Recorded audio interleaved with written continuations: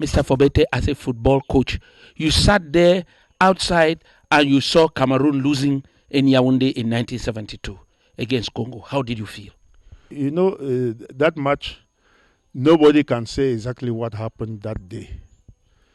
And we took that match to granted because I will tell you mostly it happens like that because 2 weeks or 1 month before that match against Congo, Cameroon in a friendly match defeated Congo. So when we were meeting in that day, I think the players and they thought that it's a match won already.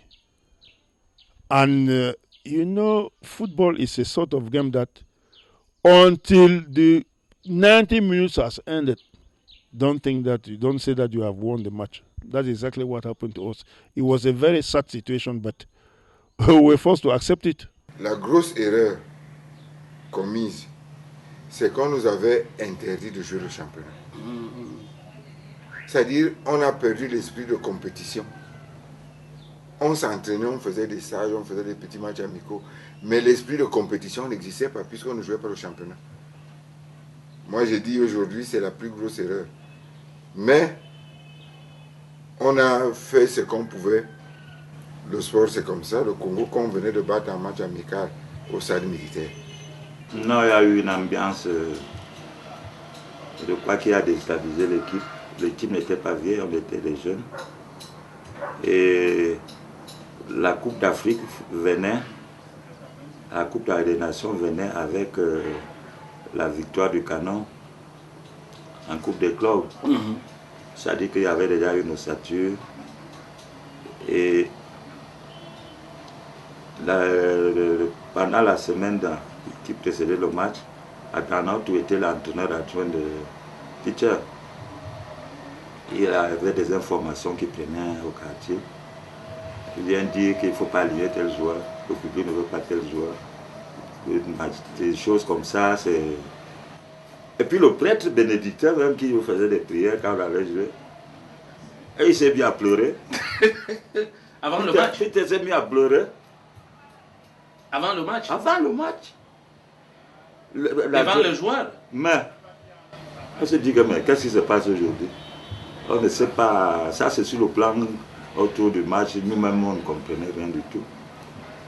Parce qu'on a eu des discours, et quoi, même traumatiser déjà les ministres, les militaires, et tout le monde venait nous parler avant le match. C'était la pression là qui nous a écrasés. Nous avions en 72 vraiment l'une des meilleures équipes du Cameroun. On avait un pléthore même de joueurs. C'était même difficile de former l'équipe parce que quand vous avez sous la main des attaquants qui jouent peut-être au même poste comme Manga Ongene, comme Léa Youm, comme Wana Norbert, qui sont tous prêts, vous ne savez même pas qui met d'abord et qui ne pas mettre. Mais moi je crois que ce qui nous a tués au cours de cette fameuse demi-finale, c'est d'abord le fait qu'on se croyait supérieur au Congo. Parce qu'on venait de battre le Congo un mois avant, un match amical. Et quand on est tombé sur le Congo en demi-finale, bon, tout le monde croyait que c'était un essai une balade pour que Congo, ça c'était déjà pour nous psychologiquement gagné. Hein, oubliant que la compétition, et puis pour que le Congo qu'on avait battu n'avait pas tous ses atouts, les Mpélé et tous les autres. Moi je crois que cette naïveté qui nous a quand même poussé à perdre ce match. Je crois aussi qu'on n'a pas eu vraiment beaucoup de chance. Parce que, pour dire vrai, nous avons joué peut-être les 3 quarts du match dans le camp du Congo et cette balle n'arrivait pas à entrer au fond. Ça, c'est ça le football. Il faut jouer avec tout ça.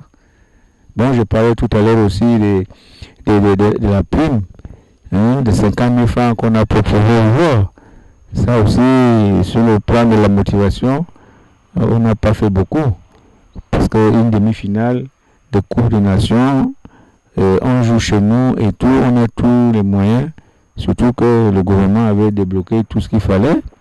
Ce n'était pas l'occasion de dire aux joueurs, vous avez 50 000. Hein? Il fallait aller un peu plus haut. Ça fait que c'est autant de raisons, n'est-ce pas, qui, à mon avis, ne nous ont pas permis de gagner ce match. Normalement, le Cameroun, peut-être ne s'attendait pas au Congo-Brazzaville. On s'attendait au Zaïre. Parce qu'après nos matchs ici, il allait toujours sur Douala voir comment il jouait et venir nous expliquer. Parce que déjà, si vous vous rappelez bien, Oui, oui. on bat le Cameroun, nous battons le Congo au cours d'un match amical par 6 buts à 1. 6 buts à 1. Je crois que j'ai marqué seul 5 buts. Oui. Donc, Peter venait alors nous expliquer la stratégie contre le Zaïre. Il nous démontrait toutes les capacités, possibilités, vous pouvez les bloquer et passer. Malheureusement, c'est le Congo qui arrive. Et dans nos têtes, on dit bon, c'est pas le Congo qui peut barrer nos voies. Mais cela n'a pas dit qu'on a sous-estimé le Congo, non. Non. Le but est venu comme il est venu, tout le monde a vu. Mais pendant toute cette période, je pense que le Congo